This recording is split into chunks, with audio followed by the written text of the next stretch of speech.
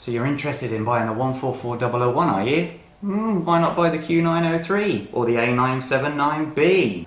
Maybe you're like me and you're a bit fed up of seeing all the videos saying 18 reasons to buy this car, 362 reasons to own this car.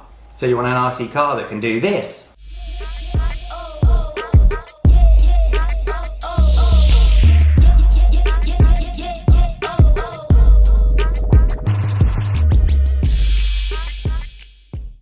Or you want an RC car that can do this.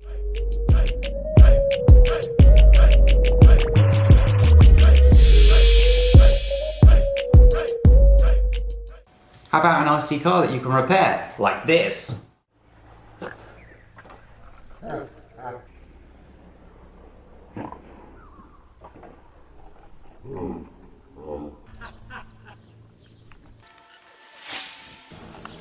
You can see what's happened is, do you remember that problem bracket from before? Once again, somehow that screw has completely gone. I don't know where that's gone to, and it's just torn the whole thing out. I need to get them out and test them obviously, but I think they're repaired and the drive shaft's definitely not catching here. And what usually happens is just one of these pop off. However, it must have just been at the wrong angle. And this hole, all I saw, because I was at the other end of the roof, was this wheel going off, so I assumed that the wheel nut had just come off. Ah, there's some damage that I didn't see before. It's supposed to be straight, like this one, and it's bent. Wow. So let's move over to the drive shaft quickly, because that is most clearly bent.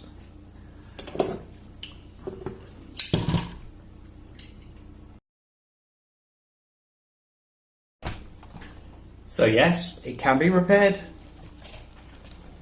That's absolutely brilliant. I thought it was toast when I saw it all ripped off, but apparently not. There you go. So yes, you can repair it if it just gets torn off like that. That's absolutely brilliant. I'm well happy. This car could take so much punishment. Why does everybody not own one of these? I don't get it. And what about an RC car that can almost do this?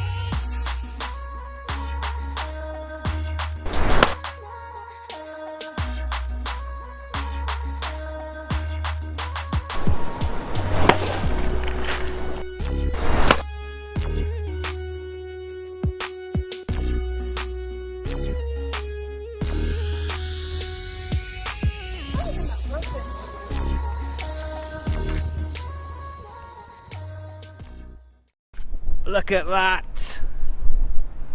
Dear God. Yeah, there's a few bits broken on it, and I believe that that's supposed to be a little bit straighter. Is it hard to maintain? No. Is it fast?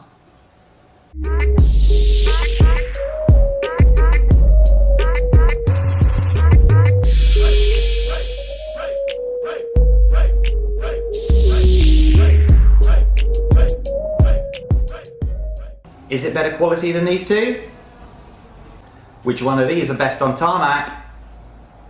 Which one of these is best on gravel? And which one of these jumps the best? Gotta say this one as well.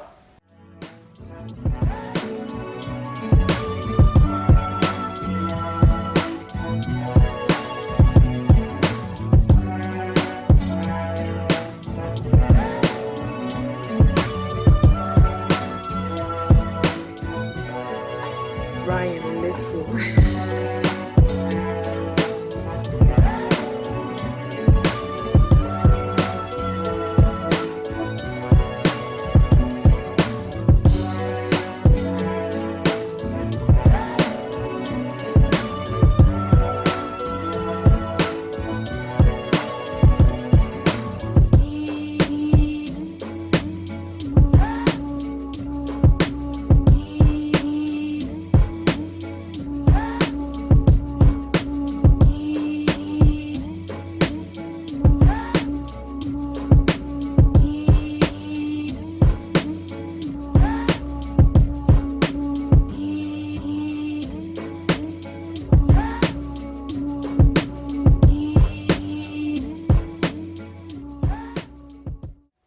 So why would you buy this car rather than these two here?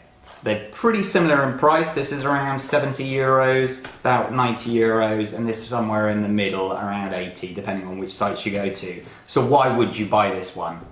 So I've set up the second camera so I can show you guys in detail my thoughts about these three cars.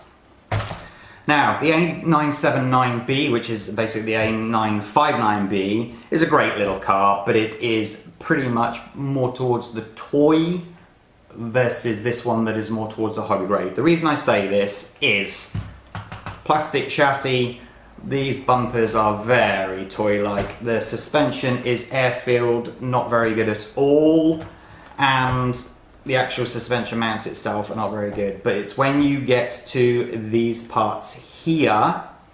This is the upper suspension tie rod, and this is the steering, and as you can see, look at that flex, and you can't adjust them. So straight off the bat, the wheels are pointing outwards and you can't do anything about that. So unfortunately, this is more toy grade. I mean, look at the rears. Look at that flex on that. Absolutely terrible. Then you move over to the Xiaolongi Q903, which is the 901, 902, just with a different shell. And, you know, it's pretty much the same here. There's no metal chassis, air-filled shocks. These uprights, while they feel just as flexible, I've crashed, banged, walloped, jumped, and had no issues with it whatsoever. So if you're looking for just an off-roader, this is a good alternative to the 144001. I do like it a lot. It is very cool. Not keen on that sound, but you know, that's nothing too serious. Again, there's no adjustments that can be made on the steering, and to me that instantly goes over to toy grade rather than a hobby grade. It costs minute amounts of cents, pence, whatever to get these things adjustable, and I don't understand why they've not done that. It's got a smaller motor than both of those, and it's only got a 1000 milliamp battery in this when you get it out of the box. But for pure bashing, having a little bit of fun, great. Do you see that bounce? Love it. There you go. Now, when you consider that this is smack in the middle price-wise of these two, and let me tell you, also going down in price because of the new version of this that has come out, you can see it's got a lot going for it. Straight off the bat, metal chassis, very cool indeed. You've got oil-filled shocks, metal. You've got the metal tie rods, and most importantly, adjustable steering arms. Again, there as well, it can be adjusted. It's fast as hell. Well, they're all fast as hell, I'll be honest with you.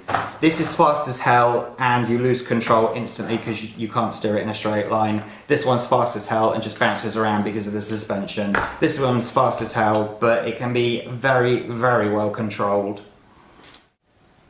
Now, one of the reasons that I'm creating this video, again, I have done a sort of buy this before video, but I'm doing this one now, is because they have improved the quality of it, believe it or not. There was a point of about a couple of months ago where the quality was going badly downhill. People were complaining right, left and centre.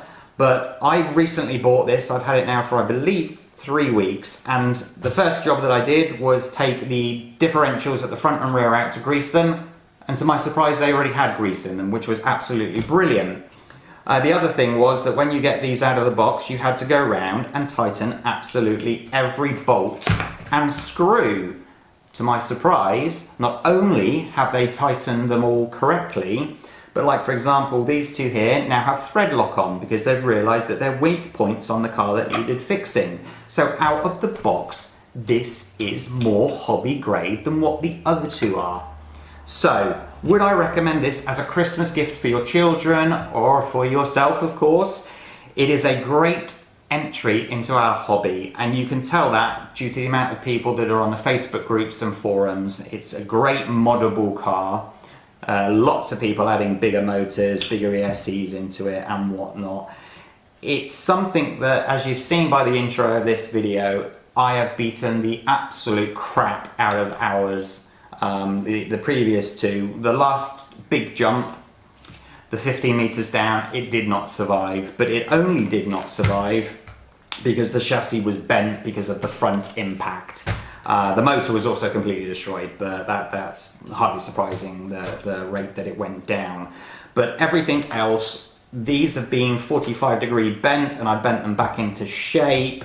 I ripped out ball joints and just screwed them back in. Everything has been repairable rather than replaced, which is fantastic when you're thinking about buying one of these for the first time. If you're new into the hobby, the last thing you want to have to do is buy lots and lots of parts, because then it's going to be off the road for far too long, and that's not what you want.